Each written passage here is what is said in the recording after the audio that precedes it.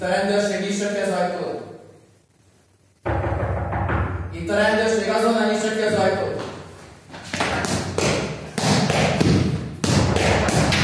Azonnal nyissa ki az ajtót!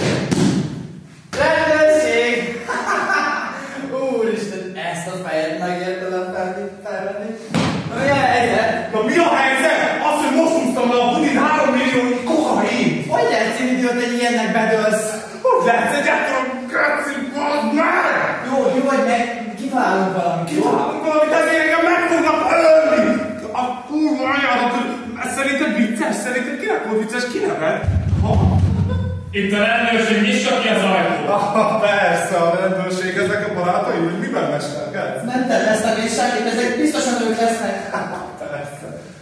Halló, szevasz, mindegy, csak utasd el a drogot, azt valamit mindenki a dolgára. Jó napot! De ki vagy?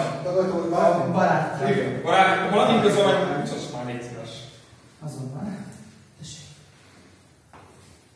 Jó van, egy ránézés ott is. Házkutatást fogunk tartani, ugyanis bejelentést kaptunk, kábítószer birtoklás. És ez a fasság már megint, csak mutassátok fel a drogot, és mindenki menjen a dolgára. Ehhez nem kell valamilyen engedés? Itt van az engedélyünk. Okés.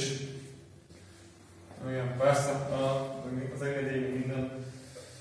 Bűnözőknek kell mutogatni az engedélyeket, persze.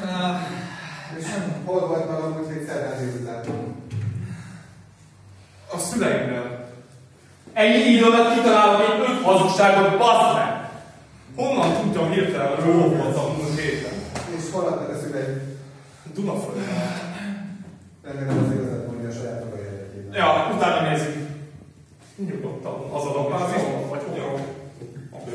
Ki fogjuk kérdezni a szüleit alaposan? Oké.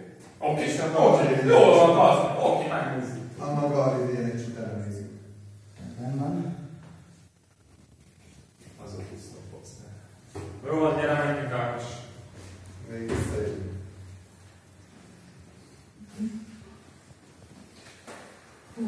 Basszus, ez meleg helyzet volt. Takarodj! Takarodj innen!